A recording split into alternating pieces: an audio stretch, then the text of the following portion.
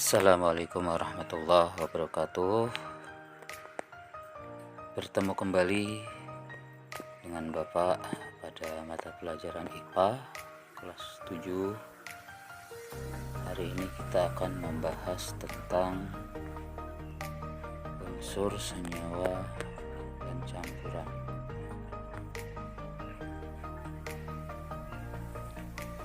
Kita akan membahas pertama, materi. Materi terdiri dari dua. Pertama ada zat tunggal, dan yang kedua ada campuran. Zat tunggal juga terbagi menjadi dua. Pertama ada unsur, dan kedua ada senyawa. Selanjutnya campuran pun dibagi menjadi dua. Ada campuran heterogen dan campuran homogen, di mana campuran heterogen dibagi menjadi dua, ada koloid, ada suspensi, dan selanjutnya homogen terdiri dari larutan. Oke, itu pembagian peta konsep materi dalam kehidupan kita sehari-hari. Selanjutnya kita bahas tentang unsur. Unsur adalah zat tunggal yang tidak dapat dibagi lagi menjadi bagian yang lebih sederhana dan akan tetap mempertahankan karakteristik asli dari unsur tersebut. Bagian terkecil dari sebuah unsur adalah atom. Kita perhatikan contoh unsur logam. Nama Latin, nama Indonesia, dan lambangnya. Di situ ada aluminium, aurum, argentum, ferrum, dan sulfur. Unsur non logam di sini ada oksigen, lambangnya O, hidrogen lambangnya H, karbon lambangnya C, belerang lambangnya S, fosfor lambangnya F, nitrogen lambangnya N, dan iodium lambangnya I. Cara pemberian lambang unsur menurut Berzelius adalah sebagai berikut. Setiap unsur dilambangkan dengan satu huruf, yaitu huruf awal dari nama Latinnya. Huruf awal ditulis dengan huruf kapital atau huruf besar. Untuk unsur memiliki huruf awal sama, diberikan satu huruf kecil dari nama-nama unsur tersebut. Berikut contohnya. Untuk unsur yang memiliki huruf awal sama diberikan satu huruf kecil dari nama-nama unsur tersebut. Contoh di sini adalah karbon, kalsium, sulfur, dan kobalt memiliki awalan huruf C, sehingga di situ huruf awal tetap sama, tapi huruf yang kedua harus dibedakan sesuai nama unsur tersebut. Contoh karbon C, kalsium Ca, sulfur Cu, kobalt Co. Berikut adalah sistem periodik dari semua unsur yang ada di permukaan bumi yang sudah diidentifikasi. Perbedaan unsur logam dan non-logam. Logam dan non-logam memiliki perbedaan sebagai berikut. Logam berwujud padat pada suhu kamar kecuali raksa. Non-logam ada yang berwujud padat, cair, dan gas. Logam selanjutnya dapat ditempa dan dapat direnggangkan. sedangkan non-logam bersifat rapuh dan tidak dapat ditempa. Konduktor, listrik, dan panas. Sedangkan non-logam non-konduktor kecuali grafit. Dua atau lebih atom dapat bergabung melalui reaksi kimia dan membentuk molekul. Molekul merupakan bagian terkecil dari suatu senyawa-senyawa yang merupakan zat tunggal atau murni yang dapat diuraikan menjadi dua atau lebih dari zat yang lain, yang lebih sederhana dengan proses kimia biasa.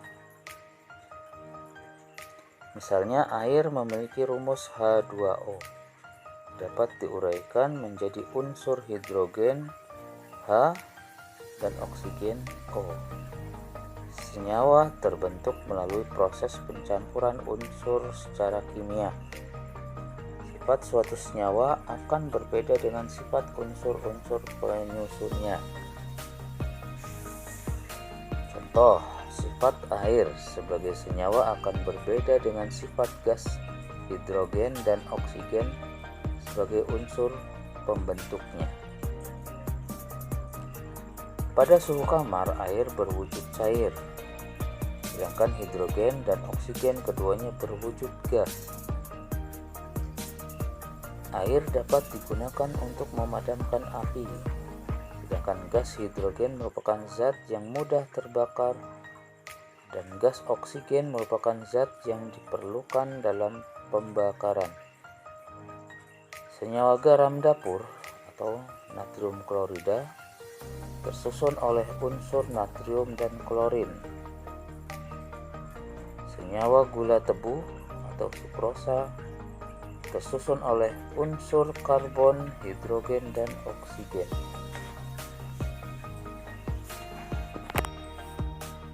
Kita lanjutkan pada campuran. Campuran adalah suatu materi yang terdiri atas dua zat atau lebih yang masih mempunyai sifat zat asalnya. Campuran dibedakan menjadi dua, yaitu campuran homogen dan campuran heterogen. Campuran homogen adalah campuran yang tidak dapat dibedakan zat-zat yang tercampur di dalamnya. Campuran homogen adalah campuran yang serba sama di seluruh bagiannya dan membentuk satu fasa. Contoh larutan gula, larutan garam, dan sirup. Campuran pasir dan air merupakan salah satu contoh dari campuran heterogen. Campuran heterogen terjadi karena zat yang tidak dapat tercampur satu dengan yang lainnya secara sempurna, sehingga dapat dikenali zat penyusunnya. Dengan demikian, pada campuran heterogen, seluruh bagian tidak memiliki komposisi yang sama atau tidak serba sama. Selanjutnya koloid.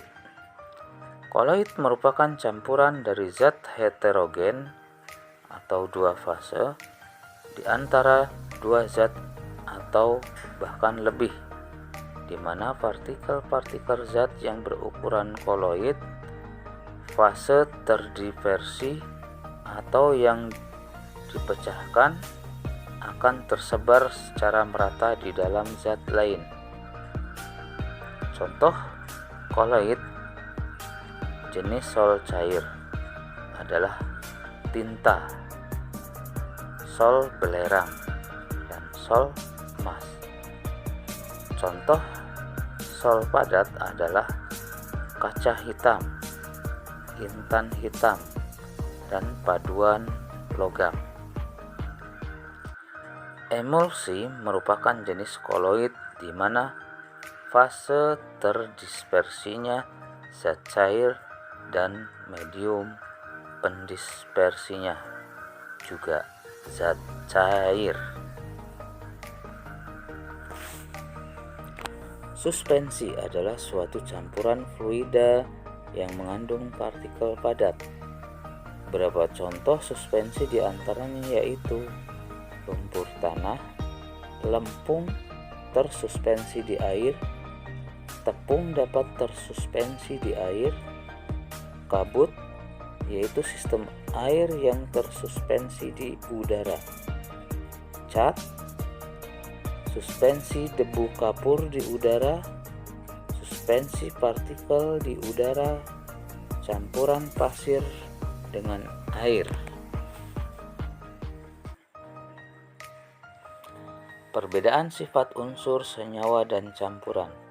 Unsur merupakan zat tunggal, senyawa zat tunggal juga, sedangkan campuran adalah campuran.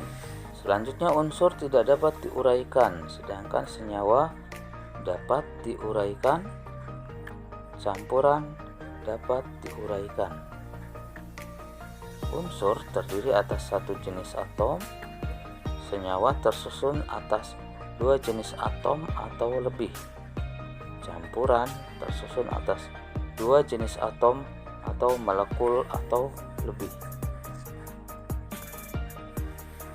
Senyawa mempunyai perbandingan massa zat penyusunnya tetap. Campuran perbandingan massa zat penyusunnya tidak tetap. Terima kasih. Kita bertemu lagi pada materi berikutnya tentang asam basa. Wassalamualaikum warahmatullahi wabarakatuh.